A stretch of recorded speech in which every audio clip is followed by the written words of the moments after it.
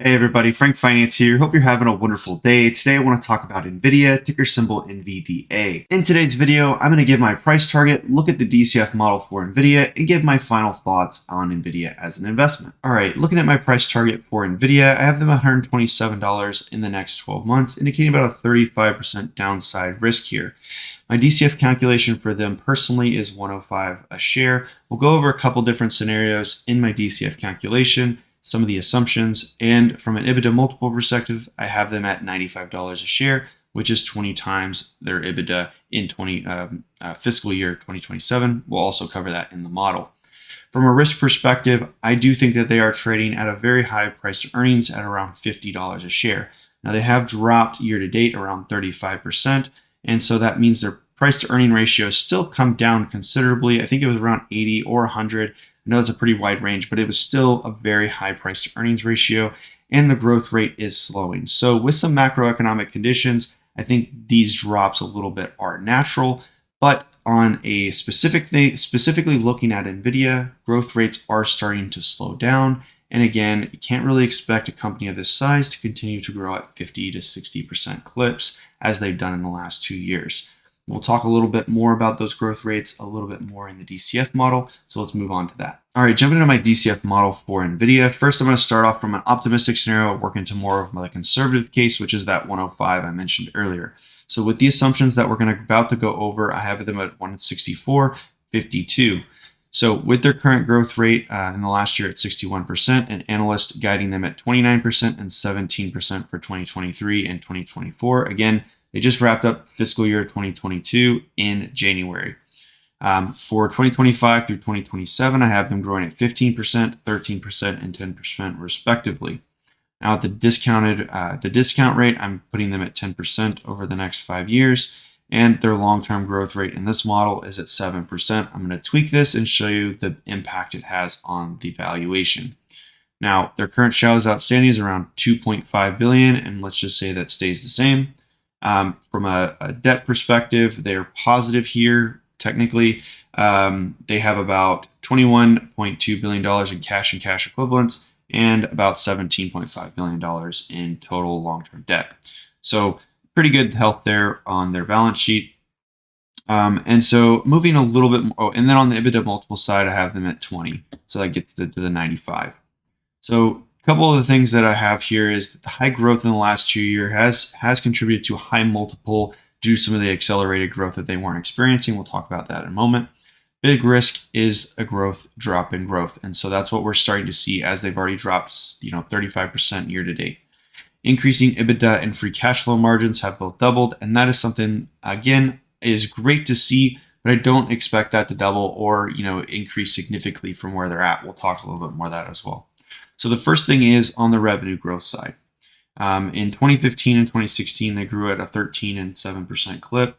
Between 2017 and 2019, they grew at 37, 40, and 20% respectively. In 2020, fiscal year 2020, they had a negative growth rate of 6.8%. And the last 2 years, they grew at 50 and 61% respectively. So you can see that it's a little bit of a roller coaster for them with some lower growth years followed by some higher growth, lower growth, higher growth. And so what is it going to look like moving forward? Well, this next year, it looks like it's going to be a little bit lower based upon their guidance as well as analyst expectations. Analysts have them growing at about 17% in 2024, fiscal year 2024. And I have them tapering off from 15, 13, and 10, as we mentioned earlier. Now, on the free cash flow margin and EBITDA margin, again, EBITDA ratio grew from 17% for 2014 all the way up to 41%. For my calculations moving forward, I'm going to keep that margin around 35% to play a little bit conservative, and I think it is pretty high for the industry, and I think it is a good estimate. On the free cash flow ratio side, they have been growing that quite nicely from 14% all the way up to 30%. The highest they had was as 39% in 2020. In order to remain conservative here, because this has a high impact on your free cash flow, your valuation because it impacts the free cash flow, I went ahead and kept that at 27.5%, and I ratcheted up 0.5% all the way to 30% for fiscal year 2026. So in 2026, they may be making 30% of the revenue makes it to free cash flow. So with that, we have all of our assumptions kind of covered. And again, all that gets us to $164.52 a share. Now, again, you could say that maybe we're going to see a couple dips in the couple lower growth years, followed by some higher growth years in the future. But again, they will be making about $60 billion in 2027, fiscal year 2027. And so that is pretty high. Now, one thing I will say is overall, the industry is growing, the industry that they're in.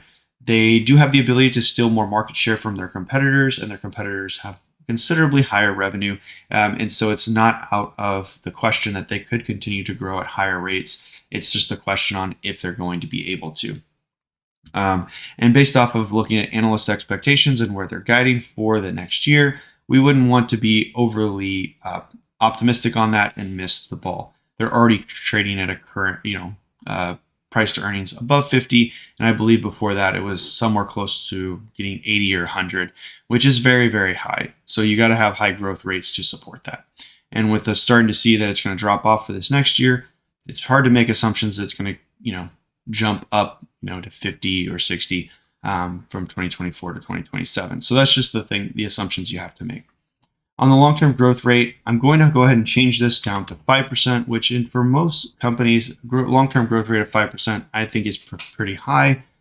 So that brings us down to $105 a share, which is what I hinted at in my DCF model on the price target side of where I think is a fair value and would be an attractive price to enter Nvidia, in my opinion, personally, not investing advice.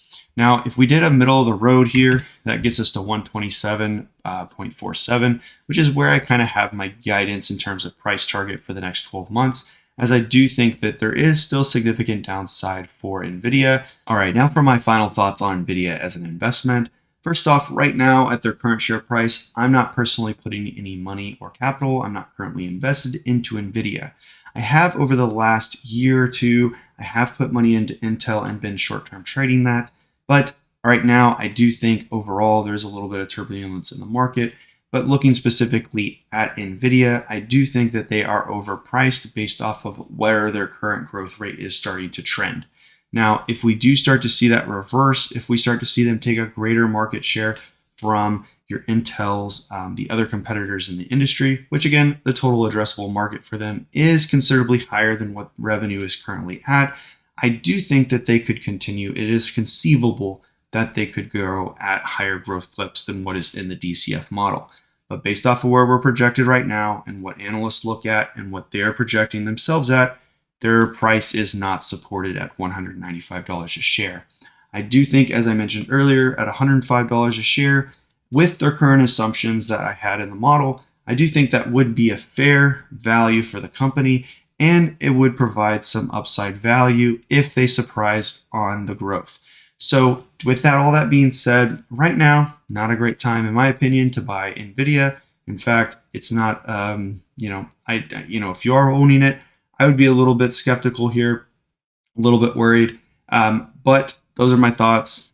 What do I know? I'm just a guy on YouTube. If you like this type of content, please consider subscribing. I do videos on personal finance, investing, and stock analysis. My name is Frank Finance.